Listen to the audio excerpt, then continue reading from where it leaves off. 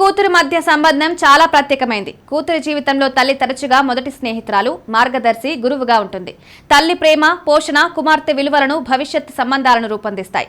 అయితే వివాహం తర్వాత తల్లులు జోక్యం చేసుకోకుండా జాగ్రత్తగా మద్దతుగా ఉండడం ముఖ్యం. లేకపోతే కూతురింటి సామరస్యానికి ముప్పు తలపెట్టవచ్చు. తన కూతురు కొత్త ఇంట్లో సంతోషకరమైన జీవితాన్ని నిర్మించుకోవడానికి తల్లి ఈ తప్పులు చేయకుండా ఉండాలి. కూతురు తన అత్తమామల గురించి ఏదైనా చెప్పినప్పుడు జాగ్రత్తగా వినండి. సలహా ఇవ్వడానికి, ప్రతిదాన్ని ప్రశ్నించడానికి తొందరపడకండి.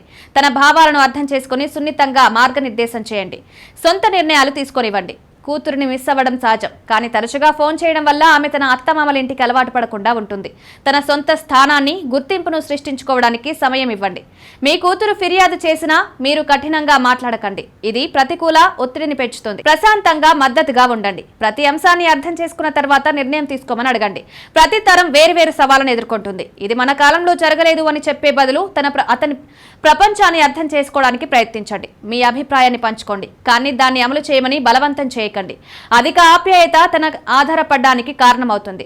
బలంగా ఉండమని, ఆత్మవిశ్వాసంతో పరిస్థితులను ఎదుర్కోవాలని ప్రోత్సహించండి. నిజంగా మీ అవసరం ఉన్నప్పుడు అక్కడ ఉండండి, కానీ స్వయంగా తన విషయాలను నిర్వహించనివ్వండి. తల్లి యొక్క సున్నితమైన మద్దతు కుమార్తె వైవాహిక జీవితంలో బలంగా, సంతోషంగా ఎదగడానికి సహాయపడుతుంది.